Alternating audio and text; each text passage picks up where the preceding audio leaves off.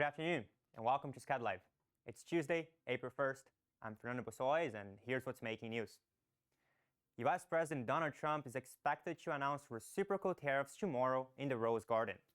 Trump intends to match the tax rates that other countries charge on imports, a move the president is calling Liberation Day.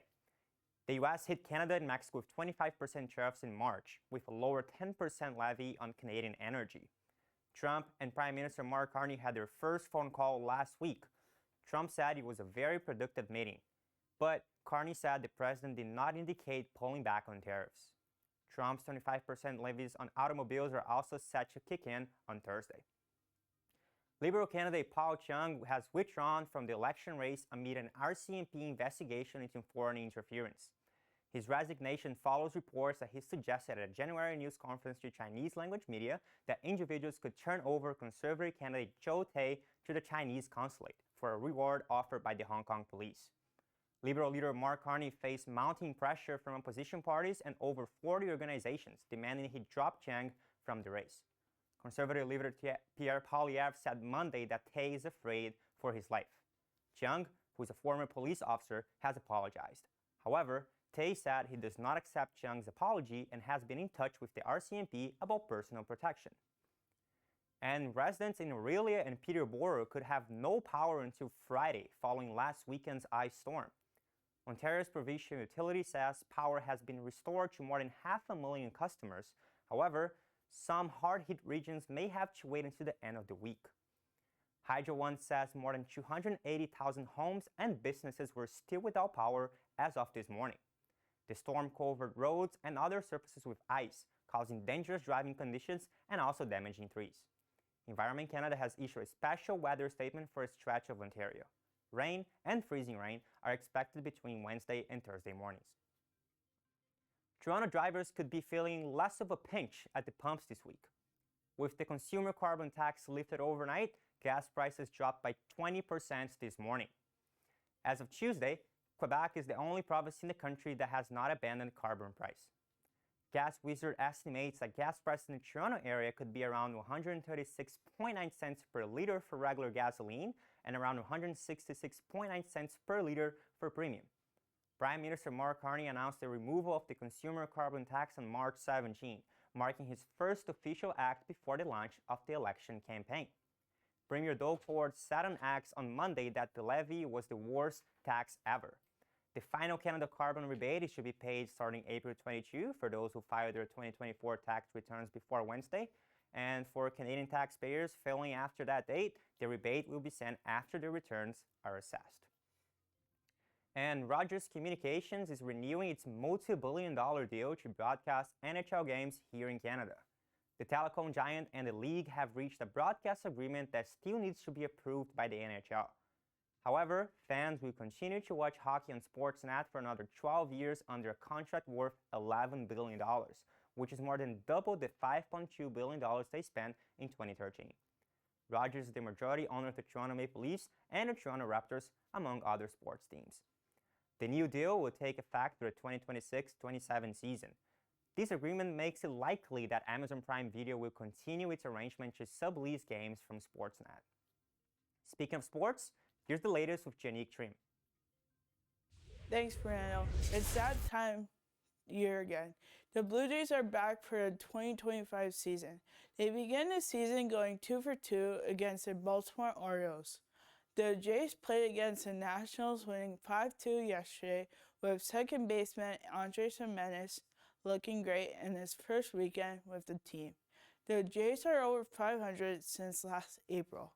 But the excitement was damper as new Hall of Famer player Max Scherzer pitched only 80 games on Saturday before he was injured on his right thumb inflation. He will be out for a while. P.S. Today is the first Looney Dog day of the season. The Toronto Maple Leafs beat the Anaheim Ducks 3-2 with Mitch Marner, Max Domi, and Steven Lornitz each scoring a goal in each of the periods. As of right now, the Leafs are back in first place. The Leafs play the Florida Panthers tomorrow at home. In other news, the Atlanta Braves newly acquired left fielder Jurickson Profar got suspended 80 games after testing positive for banned substance. The New York Yankees have had a great start to the season, being undefeated, and had an historic game where they tied the Yankees record for most home runs scored in the first 3 games in the season at 15 runs scored. And the Yankees have a new bat. The torpedo bat, where it hit the sweet spot, is larger for players. It is made of wood and tailored to each hitter. Other players have used the bat before, like Toronto Blue Jays outfield David Schneider, and said it's not a cheat, it's just a bigger bat. That's for sports. I'm Jenny Trim. Let's go to Daniel Driver and Mariah Cadu with entertainment. Thank you, Janique. The Beatles story is coming to the big screen like never before. 4 films, each from a different band member's perspective. With Oscar winner Sam Mendes directing the full access to their music, this could be the ultimate Beatles movie experience that we've been waiting for. Maria has all the details. That's right, Daniel. This ambitious project is led by Sir Sam Mendes, the Oscar-winning director of 1917 and Skyfall. But instead of a single film, he's taken a bold approach. 4 interconnected movies, each told from a different Beatles point of view. While their stories will sometimes overlap, each film will stay true to that band member's experience. He said that the Beatles story is too big just for one film, and a TV series wouldn't have the same impact. He's calling this the first bingeable theatrical experience because all 4 films will be released around the same time in April 2028. That sounds like a major cinematic event, and with a project this ambitious, they need an incredible cast. Who's stepping into the shoes of the Fab Four? The lineup is seriously impressive. Playing Paul McCartney is Paul Mescal, who is known for Normal People, Aftersun and Gladiator 2. He's said to have the emotional depth and screen presence to capture McCartney's journey from a young musician to a global icon. And Ringo Starr, we have Barry Keoghan. He's best known for Saltburn and his Oscar-nominated role in The Banshees of Inisherin. Fans have already pointed out his resemblance to Ringo, and he's also got the charisma to match. That's a strong start. Who's going to be playing John Lennon and George Harrison? So playing John Lennon is Harris Dickinson, known for The Kingsman, Triangle of Sadness and Beach Rats. He's been praised for his versatility and intensity, perfect for capturing Lennon's artistic genius and complex personality. And as for George Harrison, we have Joseph Quinn, best known as Eddie Munson in Stranger Things. He also starred in Gladiator 2 with Mescal and will soon appear as Johnny Storm in The Fantastic Four. His quiet, introspective energy made him an ideal fit for Harrison. That's an all-star lineup. But we've seen Beatles movies before. What makes this so special? What makes it different and stands out to the rest? Well, that's a great question, Dan. Movies like Bagby and Nowhere Boy focused on specific moments in the band's history, but these films will tell the full story with the official cooperation of all the Beatles estates. That means for the first time, these movies will feature the Beatles' actual music. Previous Beatles films often had to rely on cover versions or avoid hits due to licensing restrictions.